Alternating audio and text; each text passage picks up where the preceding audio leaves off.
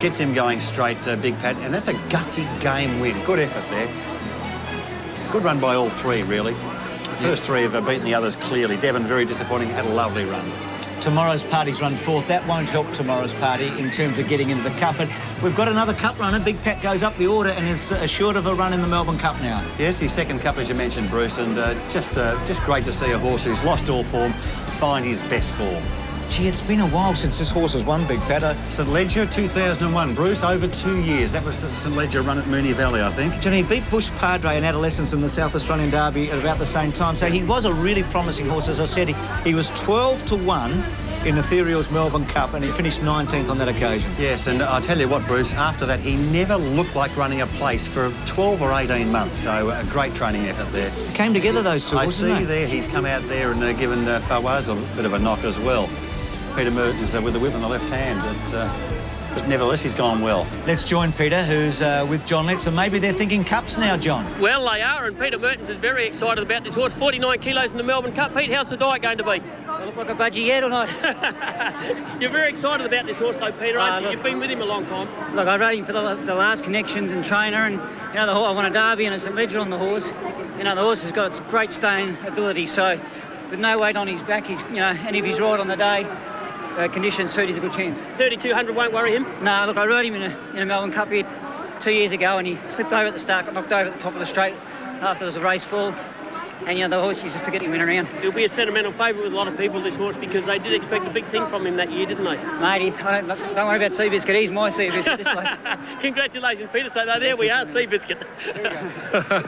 Peter Mertens out there with John Letts, Robbie Griffiths. Well, you've got a Melbourne Cup runner. Yeah, Pete, it's fantastic.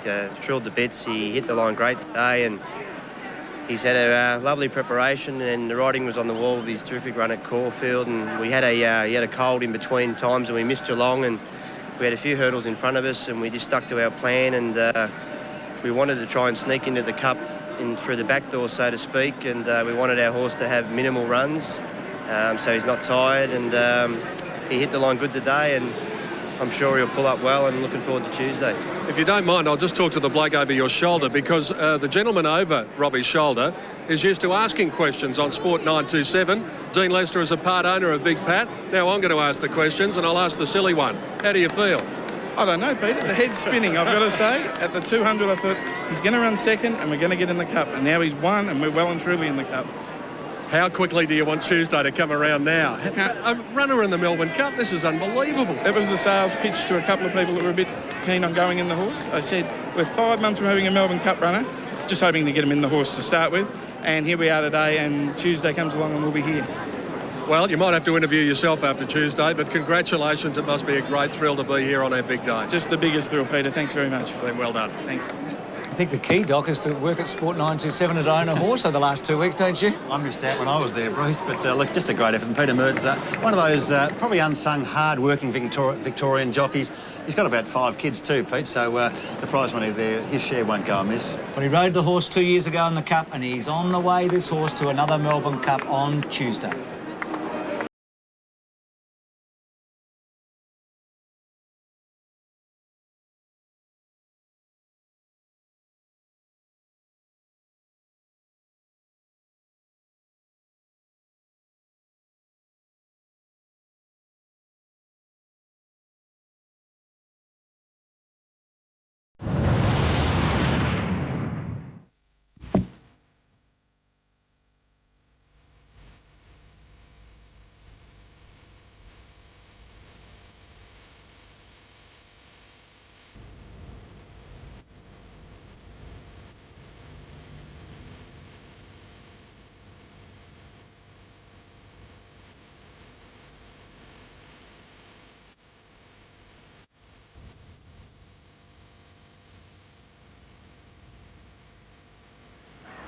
There's Big Pat, who's raced his way into the Cup. Farway's the second place getter, also into the Cup. Correct weight, a long head by a short neck.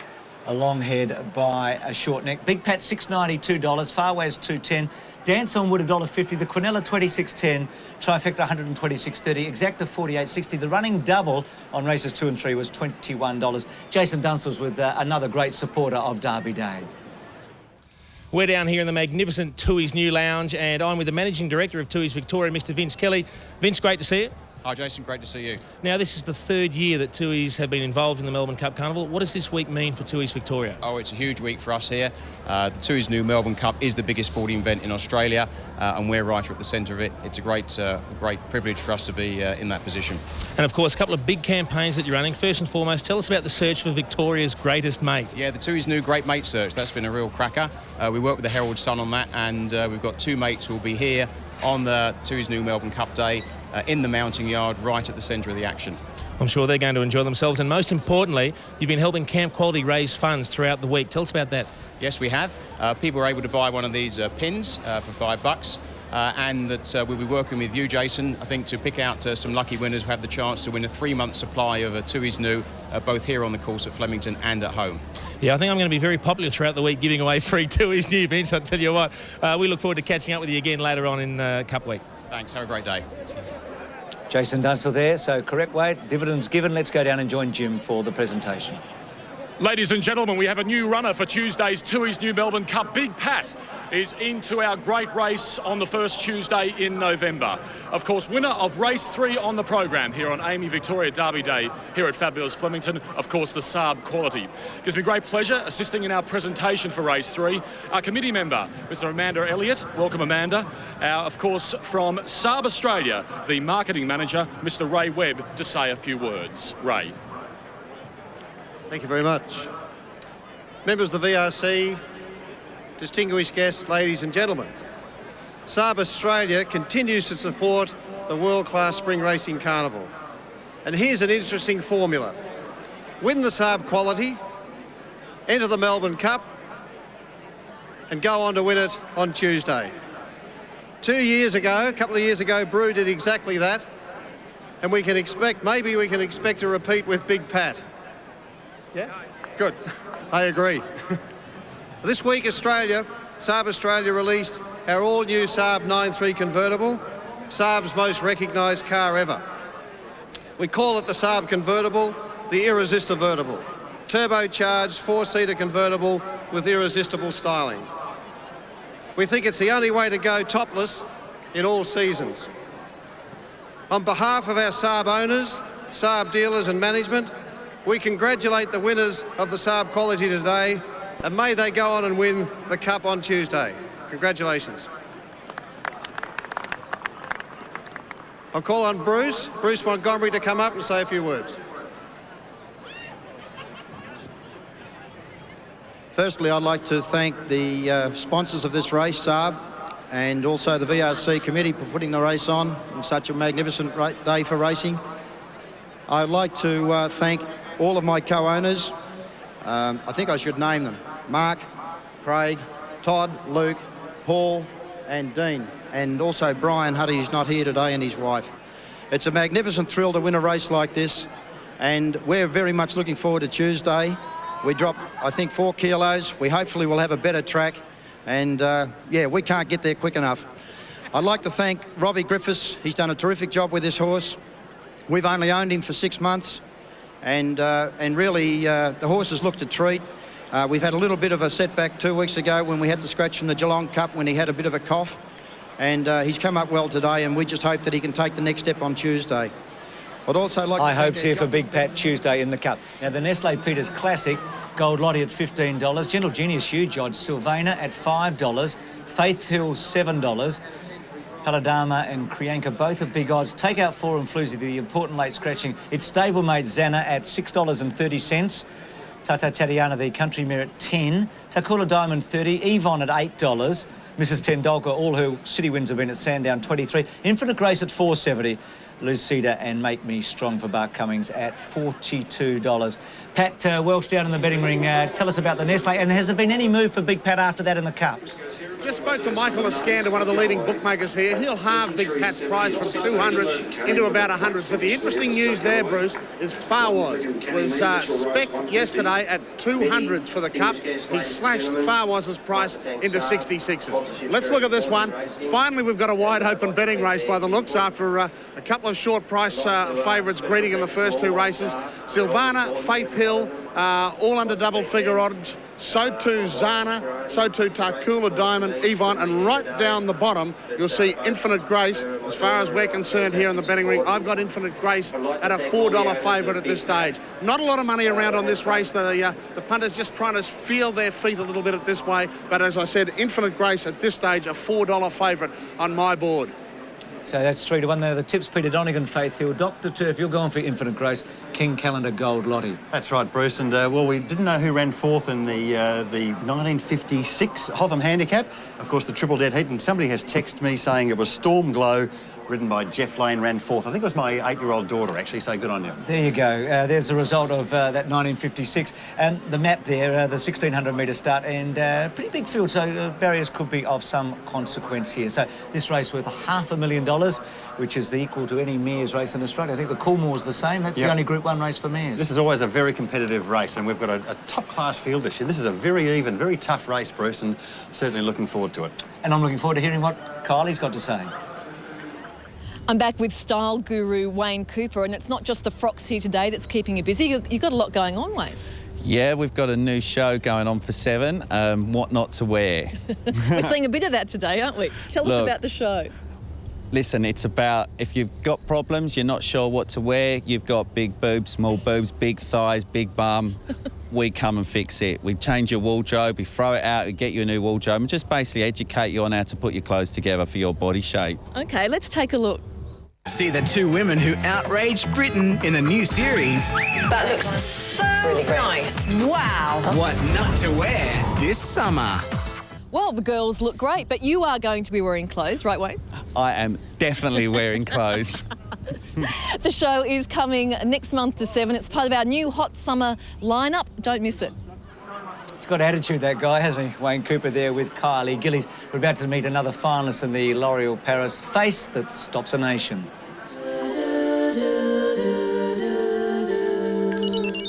Thanks for turning the weather on for us here in Melbourne, Hayley. It's a glorious day. I tell you what, typical Melbourne, 4 seasons in one day. And this is your backyard, the MCG. Oh, yeah, definitely. I sang here at the 99 AFL Grand Final. It'll be definitely something that I remember for the rest of my life. I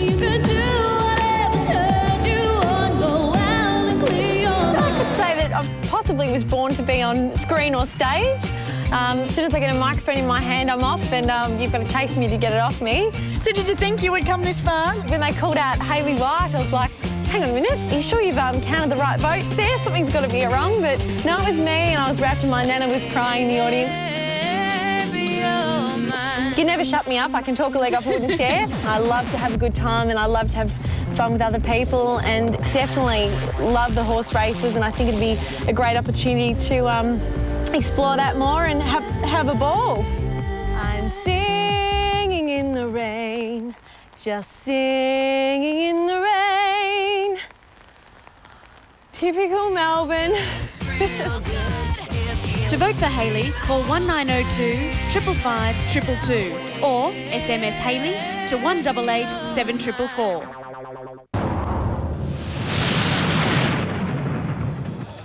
Time now for the Lavazza Celebrity Tip Update. We have, of course, had our first race, race number 2. We had $100 each to put on the nose. Paul Salmon, how did you go? Well, critical list was Gallant. Gallant second, got checked in the straight by the winner, and I'm shattered, but we'll move on. What about you, Elisa? I'm really embarrassed because my horse went from first to last. It was first at some stage. It's got to count for something. Well, it's time to start, Scotty, because I did have a winner. I had Abdullah that paid $1.90, so my tally's at $190 so far. However, Paul and Elisa both have $100 each in race number 4, so we'll get their tips in just a moment. We must mention we are down here at the La Casa de Lavazza. How's that for a pronunciation? It is absolutely sensational. The best coffee here at Flemington. Your tips for race 4? I could use the Lavazza right now, I think. Race 4, Zana, number 8, I think likes these conditions, well suited to the track, and I'm bouncing back with Zana. I hope so. What about you, Elisa? I'm going for lucky number 13, Infinite Grace. Infinite Grace, and my tip is I've got a bit of late mail, number 4, Faith Hill. So we'll be back soon to let you know how we're going with our Lavazza Celebrity Tips. All three have got a good chance, so the bookmakers think in race 4, the Nestle. Well, more than 300,000 people are expected to converge on the Flemington Racecourse over the 4 days of the Melbourne Spring Carnival. And as Mark Howard found out, a small army has converged here at this famous racecourse, ready for the invasion.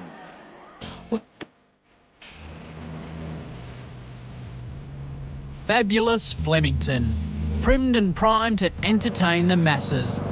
Behind the scenes, a small army has been beavering away to make sure all is in readiness. On Cup Day, we'll have in excess of 4,000 catering staff on site. And of course, in this main kitchen here, we're going to be doing meals of about 25,000 meals out of this kitchen. We'll do 80,000 meals over the next 4 days. Jamie, we need some more salt in that soup. On course, there'd probably be 20,000 shucked oysters. Prawns? Prawns, 60,000. Peter, with so many staff, safety must be an issue? Oh, Mark, in this area, it's unbelievable how much importance there is on safety, occupational health and safety. This fridge, for instance, down to about -20 in about 3 seconds' time. Once you've wined and dined trackside on Roland's Catering, you'll most likely need the services of these boys. I tend to tell them I deliver papers, because if I turn around and said I actually work in the dunny business, I guess it's a cloud over who you are. I keep telling everyone our business is your business. I run 7 tankers continually around the course, pulling out the waste. Over the carnival here, we pull out 1 million litres of waste. 1 million litres? Yeah, so it's a terrible lot of sponsors' product. Glenn, the television in the toilet, what a revolution. Yeah, we decided to create, a different atmosphere by putting an LCD flat screen telly in here. I don't think anyone else in the world has done it in a portable toilet before, but people can stay in touch with what's happening outside. Like when you're in here, busting, you can keep an eye on, So you can have a wee and watch the races at the same time? Well, if you like. This is going to take off. Hope so. Talking of fertilisers, the gardeners need all the help they can get. The roses are refusing to bloom. So what's going on with the roses? Apparently there's a bit of a problem. There is a small problem. It's called sunshine, and the media won't leave us alone about it, but everyone knows about it. The world knows about it, but we're getting there. They've got plenty of chemicals in them. If the shoe was swabbed them, we'd be in trouble. We did everything we can humanly possible to get them out for everyone, but Mother Nature's let us down. Nick, you're obviously in trouble with the roses. Have you got anything up your sleeve that you might be able to do? I have a few tricks up my sleeve, Mark, but I might give you a sneak preview. You never close your eyes anymore when I kiss your lips. It's no tenderness like before with your fingertips. As good as the Righteous Brothers, do you think? No, I think the Righteous Brothers had it all over that bloke. Look at the young ladies here today having a great time on Derby Day. How long, Bruce, till the shoes are in the hands? Not sure. Paul Salmon has just caught up with another major supporter of Derby Day. Down here with Neil Barker, Sales Director for Southcourt Wines. And Neil, the separate Sellinger Stakes coming up. A long association you guys have had with racing. Yeah, 25 years plus of continuous sponsorship of the Spring Carnival. We're really proud to be associated with the Salinger, the premier sprint of the Carnival. So we're looking forward to it. And I believe a lot of Seppelt product will be consumed over the next week or so. Yeah, touch wood on the weather, but we're expecting over 500,000 bottles to be sold and consumed over the next 4 or 5 days. So we're really looking forward to that as well. Well, good luck. It's only early for you, so enjoy the week. Okay, we'll look forward to it. Cheers. Well, this is what's happened so far today on Amy Victoria Derby Day. We saw a very good horse, Sir Dex, win the first, getting up on the fence for Damien Oliver. This horse is off to the Sandown Guineas, could be a Derby horse next autumn. Looked outstanding. Ollie riding the first winner of the Melbourne Spring Carnival. He was the story last year. Another very different 3-year-old in the next, the L'Oreal Paris Plate, Abdallah. A really precocious horse, 5 starts for 4 wins. He could win a Newmarket handicap. He might be in the Salinger next year. And Big Pat for Peter Mertens and Far Waz with Stephen Baston now likely to ride have both run their way into the Melbourne Cup. Big Pat winning the Saab quality. So that's the story of the day so far on Amy Victoria Derby Day as the runners come into the mounting yard for the Nestle Peters Classic, the $500,000 race for the mares. One scratching, an important one, Forum Floozy taken out late. Gold Lottie is the top weight, number 1. And she's a good mare. She's won a lot of money, over $500,000. Second in the Bell of the Turf last start at Gosford, so she's been freshened up. Her last win was in the stocks at Moonee Valley, so it's been over 12 months. Yeah, formerly trained by Graham Rogerson and going very, very well for Johnny O'Shea too. She's flying at the moment. Unfortunately, a poor draw. She's going to have to go back. She normally does get back in her races, but Glenn Boss on board, he's a group winning jockey, no doubt about that. I think if there's a little bit of pace in the race, and I'm a little bit concerned at the moment, Bruce, there's not much pace in this race. She's going to need pace, but if there is pace, she can definitely come home over the top of these. She's got the ability and gets through the ground well. Gentle Genius was 8th in this race last year, probably most famous for running second to Sunline at 200 to 1 in the Coolmore. Yes, and actually her form since then has made a fool of that form, because she's actually been a terrific mare the last couple of seasons. Ridden upside down, I think, in the Moe Cup. Didn't suit her at all. Terrific run in the Epsom before that. She's drawn to get a nice run. A little bit of a query on the rain-affected track, but she's got some hope.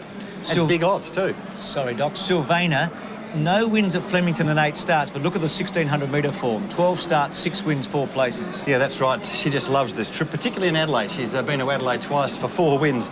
She's a very good, talented mare, doesn't get too far back in her races.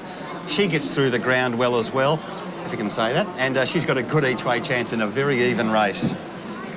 Here's Faith Hill, one of the favourites. 1,600 metre form, 5 starts, 2 wins a place. She won the important Emancipation over 1,600 in May during the Carnival in Sydney. And finally drawn a decent barrier, because she's been drawn next to the pie standard her last couple of starts. She's drawn nicely here.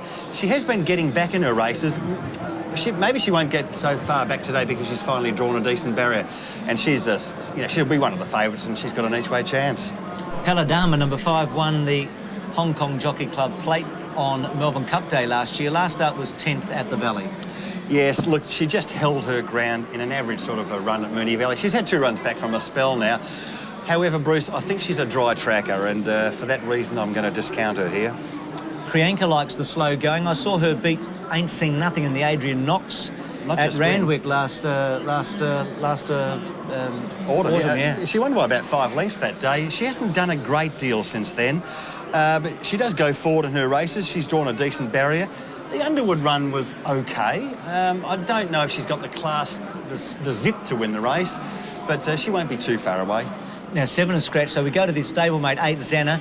Last 2 wins have been terrific. The Troa at Moonee Valley and the Angst, which is a race that Miss Zoe won before she won this race last year. Miss Zoe rounded them up from last and won running away, didn't she?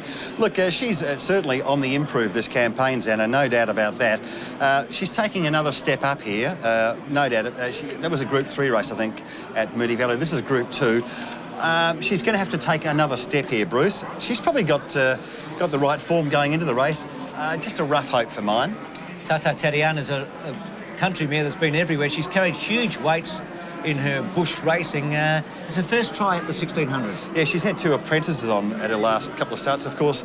At Queanbeyan last week, I think she had 66.5 kilos before the kid rode her. I don't think she's good enough to win this race, Tata Tatiana. She won a 1,000-metre restricted race on a wet track, but that's her only genuine wet track run. She's also a slight query at the trip as well, so prefer to let her run for a place for me. 10 Tarcoola Diamond won the Great Western on Cup Day last year, so as a Flemington winner. Was 5th in the Tristar, a bit of a gunner. Yeah, I think you're exactly right there. She's run consistently the whole campaign, but she's never really looked like winning, has she? She's honest, she's drawn a little bit awkwardly, so she's going to need some cover in the run. Place for mine is her best hope. 11 Yvonne won her first 5 race starts. She was 9th in the Toorak and then 5th behind Lovely Jubbly before that. But Tony McAvoy's the trainer and Damien Oliver's the jockey. No doubt about that, and she will be suited, of course, the Group 1 Toorak Handicap, probably outclassed there. She's back to mare's company here. I know she's drawn awkwardly, Bruce, but again, there's not much pace in this race.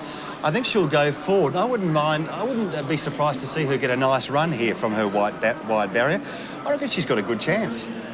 12 Mrs. Tenduka. All her 4 city wins have been at Sandown. Bart Cummings used to train her now. Guy Walter, not bad at Gosford, running on into 3rd place. No, of course, and she also doesn't mind the rain-affected going as well. This is probably a better sort of race for her back in this sort of company, but I just don't think she's got the class to win it, really. I think a place would be her best hope. 13 Infinite Grace has got all the requirements. She's only missed a place once in 10 starts. She's a winner at the trip and she's been placed at Flemington. Yes, and that her only bad run was when she backed up over 1,200 metres. Look, she's a much improved mare, this one, and I really find this time of the year, when mares find form, Bruce, they generally hold it very well. She likes the rain-affected going. She'll get a good run from barrier 10. I think she's got a terrific chance in the race. 14 Lucida could be a roughie with a chance here. Was a good run in the Tristark last start and won the Division before that. Autumn form includes a 3rd to Private Steer. Yeah, she had a lovely run at Caulfield as well. She's been placed in slow going, placed at the mile in weaker company, but Oh, gee, place best for mine. Make Me Strong, Bart Cummings, a Danehill mare. She was 11th in the Wakeful on this day last year. Yeah, that was going after a very good run at Caulfield before that. Look, she's back to sort of a tougher race here. Just flying too high, really. So that's the lineup. You're like Infinite Grace, don't you? Yeah, Infinite Grace. I think Yvonne's going to run well. So a bit down in the numbers there, all carrying the same weight here, but for Doc it's 13 and 11. So the mares are on their way to the post with a $500,000 Nestle. Peter's on a day where fashion is almost as important as the punt.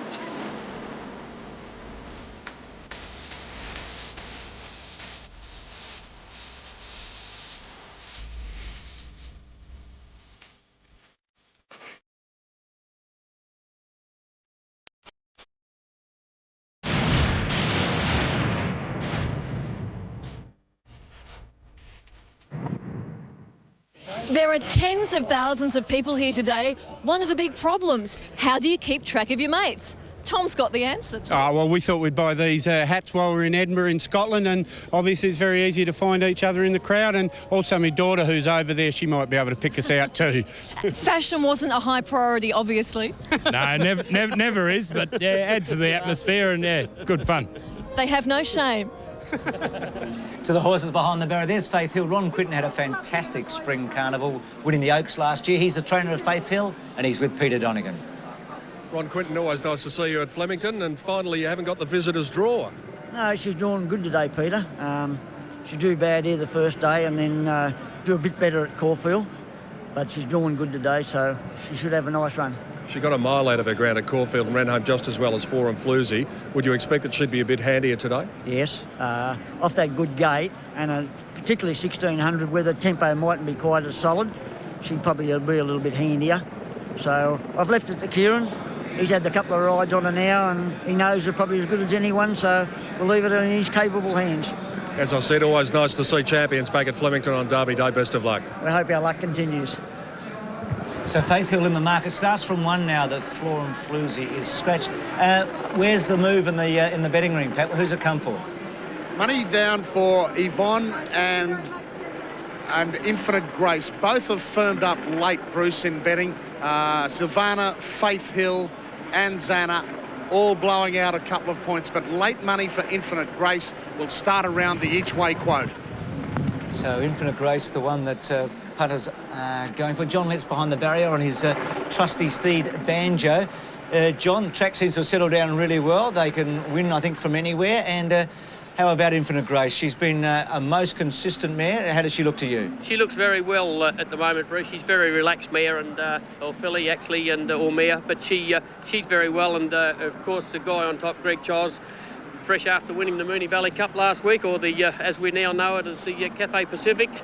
But she looked very, very well. I did think that Sylvanair, she's getting on a little bit now, this mare, but she's been racing very, very well. I thought she looked very well over here as well. And also another horse from the John Hawkes stable looked very, from the Ron Quinton stable, which was Faith Hill. She looked well, Bruce, and they say that you should always back the first horse that's trained by a trainer. When you see the first trainer you see when you walk onto the track today, the first trainer I did see was Ron Quinton.